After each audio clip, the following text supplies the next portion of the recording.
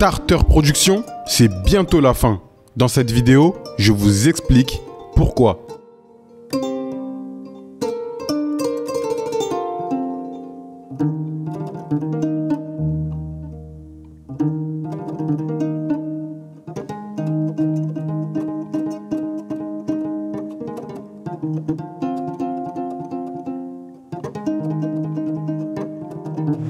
Bonjour à tous, moi c'est Basekou Djabi, je suis entrepreneur, fondateur de Starter Production. On est implanté en Guinée depuis maintenant 4 ans.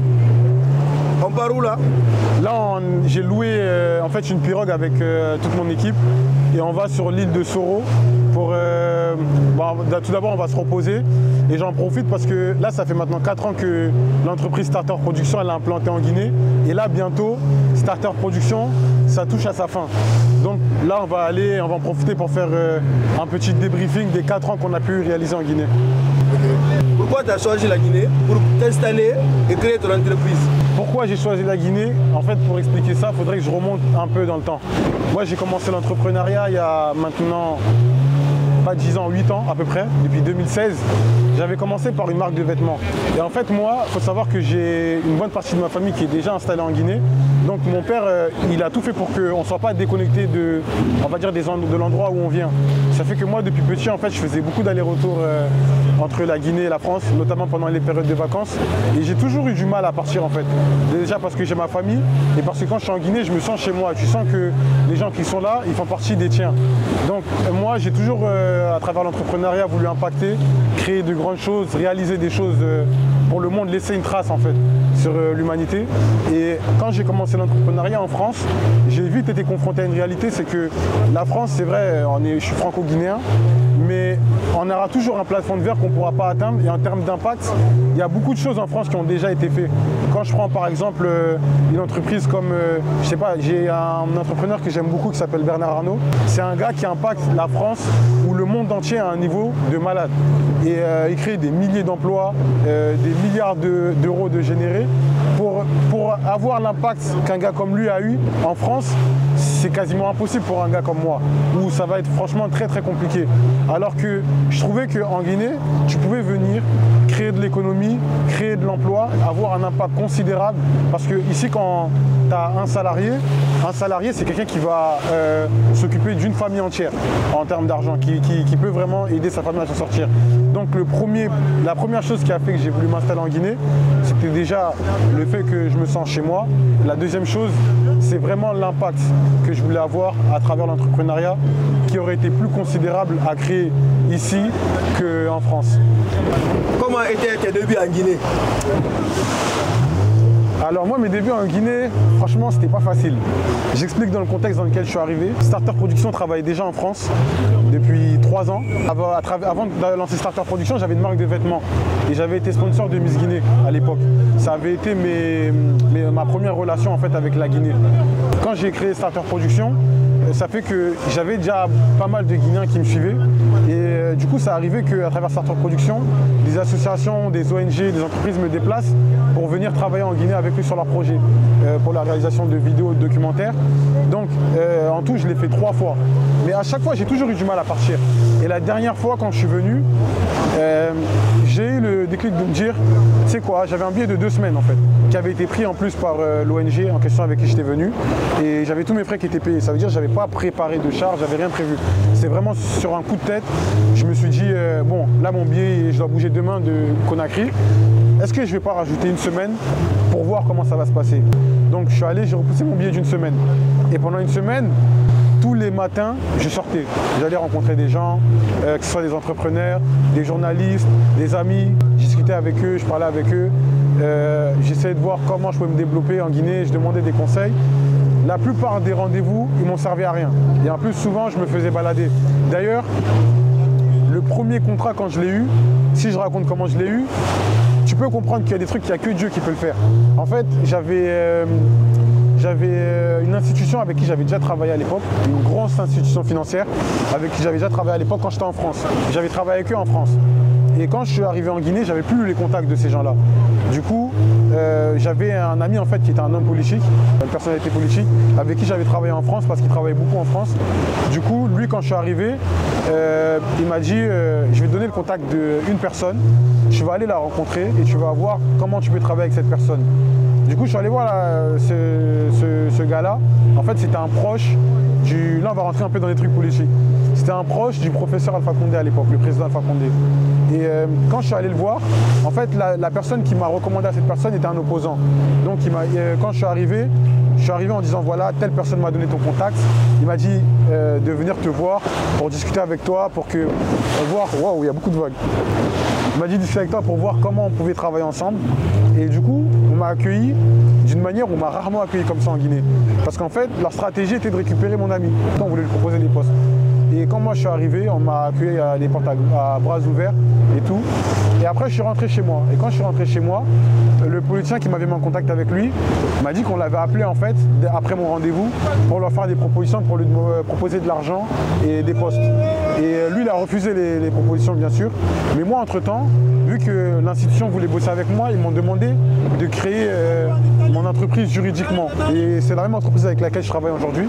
Donc quand je l'ai créée, logiquement, il fallait que je crée le statut, le compte à la banque, en fait le compte bancaire de l'entreprise.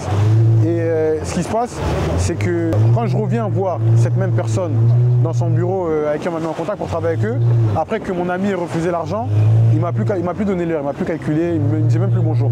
On m'ouvrait les portes, on ne me calculait pas. Du coup, moi je me suis dit c'est pas grave, c'est le premier rendez-vous, parce qu'on m'avait fait beaucoup rêver quand même.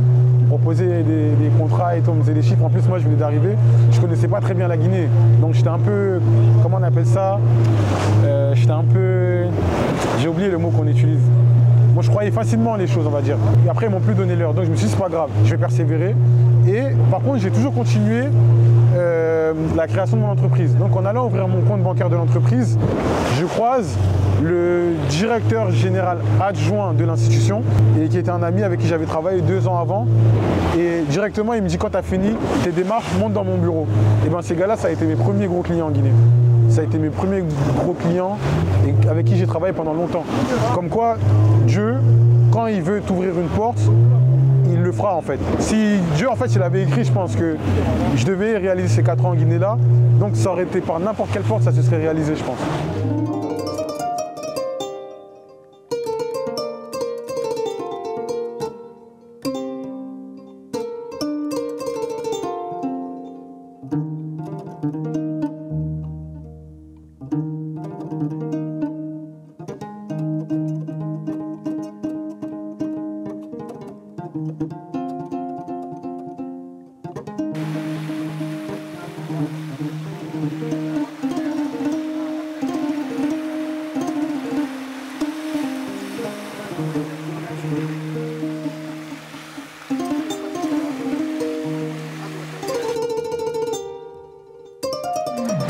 Durant tes 4 ans, penses-tu que ton entreprise a évolué?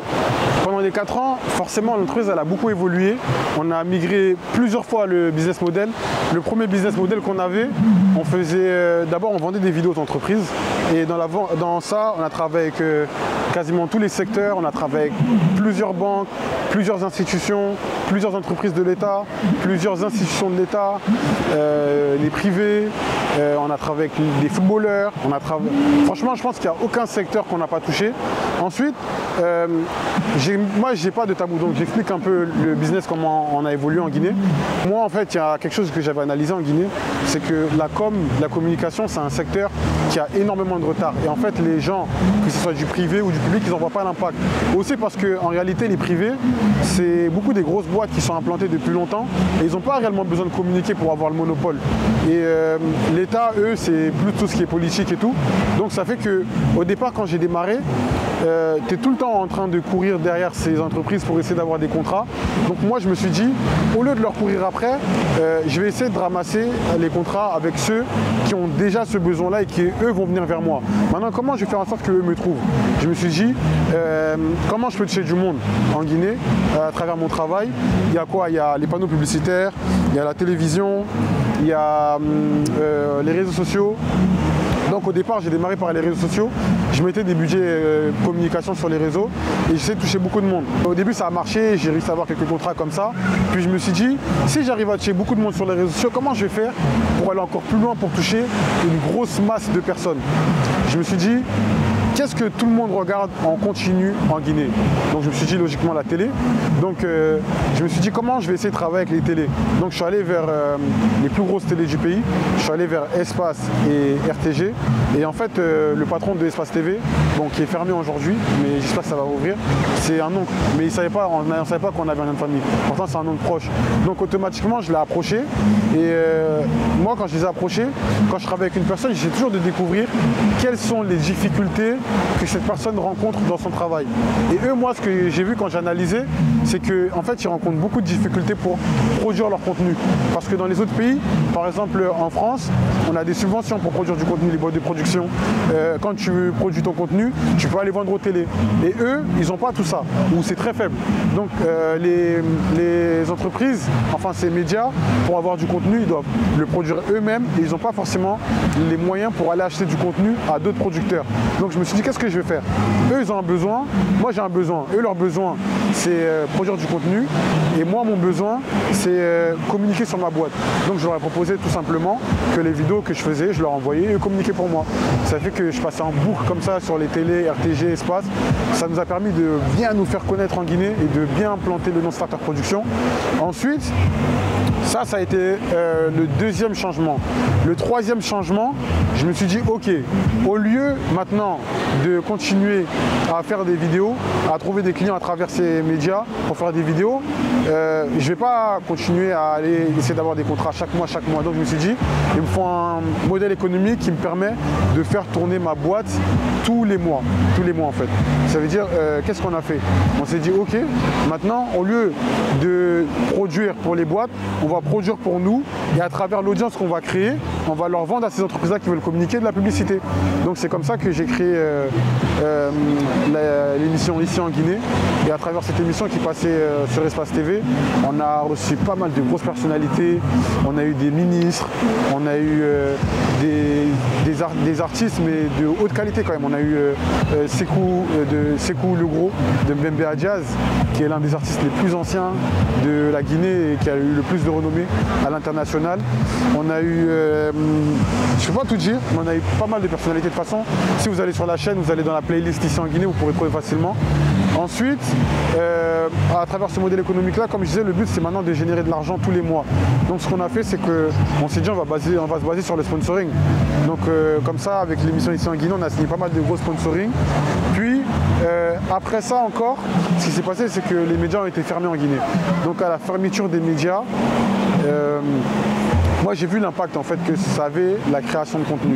Et maintenant ce qu'on fait, c'est que Starter Production on a migré. D'abord on était une entreprise qui produisait du contenu, une entreprise de production audiovisuelle, on produisait pour les entreprises et les institutions et les associations. Ensuite on a été une entreprise où on créait du contenu pour les médias et on gagnait de l'argent à travers la publicité. Et aujourd'hui on crée du contenu pour nous-mêmes. Maintenant on est une entreprise de création de contenu qui crée du contenu autour de mon univers, autour de mes clients, autour de tout ce que j'ai pu mettre en place en Guinée. Et là maintenant on est en train de migrer. Pour le moment, on n'en a pas trop parlé, mais là on est en train d'aller plus vers de la mise en relation. Parce qu'aujourd'hui c'est la plus grosse demande et quand tu crées une entreprise, il faut savoir s'adapter avec le temps et avec ce que tu as mis en place. Et aujourd'hui je pense que tous les gens qui viennent me voir, le nombre de messages qu'on reçoit quotidiennement, les gens qui viennent nous voir en disant j'ai créé une entreprise, je ne sais pas comment la développer, j'ai besoin de tel contact, comment je pourrais mettre ça en place. Donc je pense qu'on réfléchit actuellement à mettre ça en place et à le développer de plus en plus. Donc oui, l'entreprise elle a beaucoup évolué et je pense que là, le modèle qu'on a mis en place sur l'audiovisuel, il touche à sa fin. C'est pour ça que je dis que c'est la fin de Starter Production, mais on est en train de migrer vers de nouveaux horizons et avec des amis avec qui je travaille en étroite collaboration, on travaille aussi pour développer d'autres business models encore qui pourraient encore aller beaucoup plus loin, qui vont bientôt voir le jour.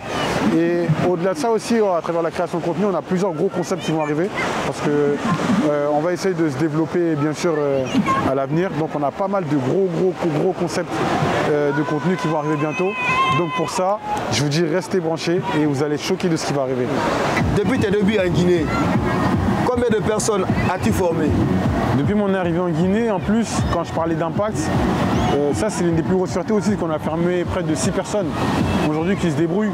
Bah, si je prends le cas de toi par exemple qui est là aujourd'hui, tu es le dernier à avoir rejoint l'équipe et quand tu as démarré, je ne savais même pas comment allumer une caméra. Aujourd'hui, tu as pu tourner avec des gens comme Pogba, tu as tourné avec des gens comme Serhou Guirassy, tu as voyagé avec des ministres, tu as fait le tour de la Guinée. Donc c'est l'une des plus grosses fiertés aussi, quand je parlais d'impact, de voir quelqu'un qui démarre et de voir son évolution. Je pense que c'est quelque chose qui attire quand même une certaine satisfaction dans l'entrepreneuriat. Et je pense que ça devrait être le moteur de tout entrepreneur parce que c'est vrai que l'argent c'est bien, c'est bien. Moi je suis l'un des premiers à dire que j'aime beaucoup l'argent et tout, mais une fois que tu as réussi, quand tu as beaucoup d'argent, ce que tu te souviendras c'est la trace que tu as laissée. Et moi si je dois soit réussir en Guinée, comme je l'ai dit, soit échouer en mourant, je sais que même si j'échoue, j'aurais laissé une trace parce que j'aurais laissé des gens que j'ai aidés à se développer, certains maintenant travaillent aujourd'hui pour des grosses entreprises et certains travaillent avec moi. Et je sais que même si demain je ne suis pas là, c'est des gens qui sauront se débrouiller à travers leur activité et à faire des choses aussi pour continuer dans cette évolution. Et je pense que c'est comme ça que le pays il peut évoluer en fait. Nous savons tous que les entrepreneurs sont très jaloux de leurs frères entrepreneurs. Donc pourquoi toi, aides-tu les jeunes Guinéens à avoir plus de visibilité dans le monde? On a un gros problème en Guinée aussi, entre les jeunes, c'est qu'il y a énormément de jalousie entre, que ce soit les entrepreneurs, les membres du gouvernement, les gens n'aiment pas s'aider. Alors que je pense qu'il n'y a qu'à travers l'entraide qu'on pourra avancer. Et le fait de se mettre des bâtons dans les roues et tout, franchement ça ne sert à rien. Moi, quand je rencontre un entrepreneur, avant tout, la première chose que j'essaie de voir, c'est comment je peux l'aider. Même si je sais que je ne peux pas gagner, et je pense qu'il y a beaucoup de gens, bon, c'est un peu hautain de le dire comme ça, mais je pense qu'il y a beaucoup de gens qui pourront te dire, quand on s'est rencontrés, mon premier but, c'était de savoir comment je peux les aider. Après, si je peux gagner, de toute façon, c'est ça l'entrepreneuriat, aider les gens. Essaye d'aider les gens, soit ces gens-là t'aideront en retour à travers ton activité, soit t'ouvriront des portes auxquelles tu ne t'y attends même pas. Des fois, on fait venir des gens de l'extérieur pour des projets en Guinée, alors qu'on a des Guinéens qui pourront les réaliser ici, juste parce qu'on ne veut pas le donner à son prochain Guinéen et dire que voilà, lui, je lui ai donné ce contrat-là, il a réussi, maintenant il est plus riche que moi ou il a plus d'impact que moi, alors qu'au final, quand tu vas l'aider lui va s'élever, lui aussi, la radio opportunité va t'aider, et c'est comme ça, je pense, que le pays pourra vraiment avancer. Est-ce que ton entreprise t'a permis ou donné une chance de visiter toute la Guinée? Avec Starter Production, depuis qu'on a commencé, je pense que j'ai visité toutes les régions de la Guinée. Après, ça c'est à côté, tout ce qui est Forêt Karea, Koya, Dubreka, etc. J'ai fait Boké, je suis allé sur toute la route, tout c'est Sénégal, Koundara. Je suis allé jusqu'au Sénégal d'ailleurs. Ensuite, de l'autre côté, tout ce qui est Mamou, Labé, Pita, Dalaba, Farana, Dabola, Zérékoré, Kankan, Bela. Je suis allé jusqu'à Pela aussi, le village à Paul Pogba. Donc on a fait quasiment toutes les zones en Guinée. Et la particularité de la Guinée, c'est que ces 4 zones, elles sont vraiment différentes. En fait, ça veut dire que quand tu es dans une zone de la Guinée, quand tu es en Basse-Guinée, on dirait que tu es dans un pays différent. Quand tu es en Moyenne-Guinée, c'est un pays différent. Quand tu es en Guinée forestière, c'est un pays différent. Et la Haute-Guinée, c'est un pays différent. Donc la Guinée, en fait, on a 4 pays qui sont réunis en un. Et je pense que cette richesse culturelle aussi, c'est quelque chose qui pourrait beaucoup nous aider pour l'avenir si on réussit à bien le mettre en avant et à bien le vendre à travers le monde. Après tes 4 ans passés en Guinée, quel conseil peux-tu donner aux autres entrepreneurs qui hésitent de venir s'installer en Guinée? Moi déjà, ce que j'aime bien dire, c'est que si tu hésites à venir en Guinée, ne viens pas en Guinée. La Guinée, c'est pas pour les gens qui hésitent, c'est pour les gens qui savent ce qu'ils veulent faire. Je sais que je vais avoir un impact, je sais que je vais créer ça, je sais que je vais mettre ça en place, je viens en Guinée. Si tu hésites, quand tu vas venir, tu vas faire plus qu'hésiter. Et tu ne peux pas construire quelque chose en hésitant. Donc je pense que si tu hésites, c'est que la Guinée, c'est pas fait pour toi. Par contre, si tu sais au fond de toi que c'est ta place, viens en Guinée, bats-toi et fais ce que tu as à faire. As-tu eu plus d'expérience de l'entrepreneuriat durant tes 4 ans en Guinée? Ouais, en Guinée, en termes d'entrepreneuriat, je prends beaucoup plus d'expérience parce que c'est beaucoup plus dur. Donc dans un environnement qui est plus dur, tu progresses forcément beaucoup plus. C'est comme pour ceux qui regardent Dragon Ball Z, quand Sangoku rentre dans la salle de l'esprit du temps là, pour s'entraîner. Quand tu es dans un environnement où l'atmosphère il est beaucoup plus dur, où tu as beaucoup de moins de choses qui sont normales, tu apprends à avoir certains réflexes, tu apprends à comprendre plus facilement l'humain, tu apprends à affronter les difficultés avec plus d'aisance. Moi par exemple, aujourd'hui, je sors dans la rue, pour m'énerver, il faut être fort quand même. Alors qu'au départ, moi je vois les gens de mon entourage, quand ils viennent de la circulation, ils sont tout le temps en train de se disputer avec les taximans, avec les mototaxis, avec tout le monde. Moi, aujourd'hui, pour m'énerver, il faut être fort. Et tu apprends à garder ton sang-froid, tu apprends à comment mieux comprendre l'humain aussi. Donc la Guinée, c'est un accélérateur. Et je pense que l'expérience que j'ai pris en 4 ans en Guinée, c'est peut-être ce que j'aurais pris peut-être en 20 ans si j'étais resté en France. Et même au-delà, ce que j'ai vu en Guinée, ce que j'ai pu voir, j'ai vu des choses que peut-être des gens ne verront jamais, peut-être en une vie, dans toute leur vie, peut-être des choses que les gens ne verront jamais dans toute leur vie, quoi. Donc ouais, forcément, tu apprends beaucoup, tu prends beaucoup d'expérience en Guinée. En tant qu'entrepreneur, pensez que c'est difficile pour un entrepreneur d'évoluer en Guinée? C'est dur, mais après, c'est pas que être entrepreneur. En général, être en Guinée, c'est dur. Déjà, en Guinée, pour avoir un contrat, si tu n'as pas un levier, c'est-à-dire une force de frappe, quelque chose qui fait que les gens s'intéressent à toi, que les gens ont besoin de toi, c'est compliqué d'avoir des contrats. C'est pour ça que tu en as beaucoup. Ils sont obligés de se lancer dans la politique ou faire des campagnes ou faire ce genre de choses. Parce que s'ils n'ont pas ça, même s'ils ont le talent qu'il faut, même s'ils ont toutes les compétences qu'il faut pour travailler sur quelque chose, bah, ils ont du mal à le faire parce qu'on ne leur prête pas attention. Donc pour l'entrepreneur, c'est beaucoup plus dur de se développer en Guinée. Pourtant, il y a un besoin qui est beaucoup plus fort, mais malgré ça, c'est plus dur. En Guinée, c'est beaucoup plus dur l'entrepreneuriat. Tu avais eu des aides extérieures durant tes difficultés?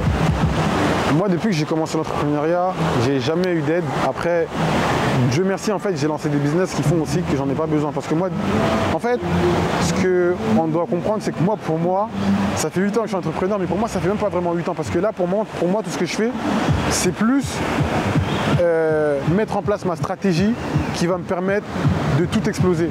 Et je sais que dans le business, il y a un des trucs qui est super important, c'est le réseau que tu mets en place.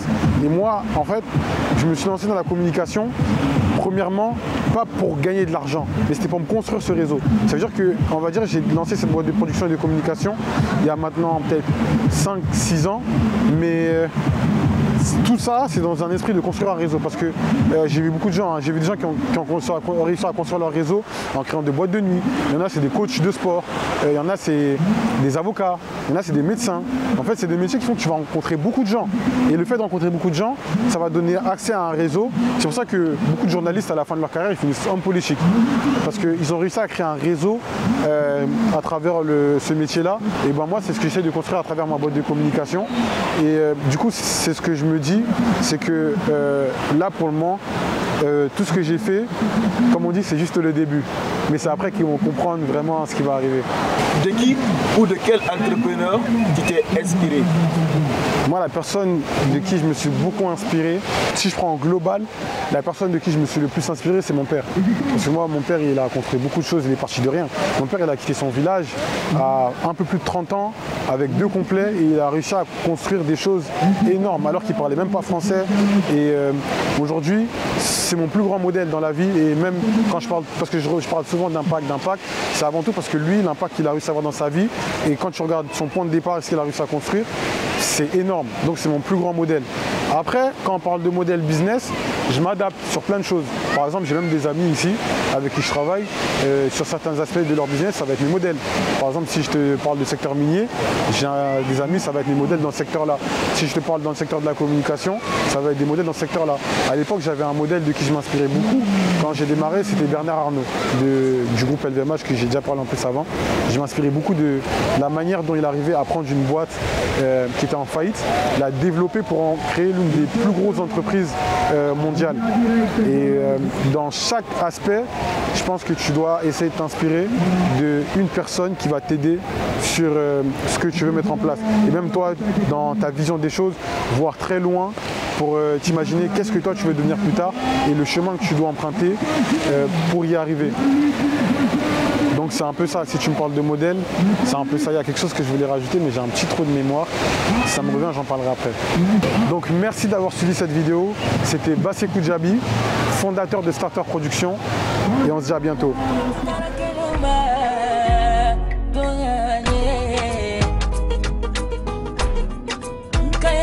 sumaluma tungana kelule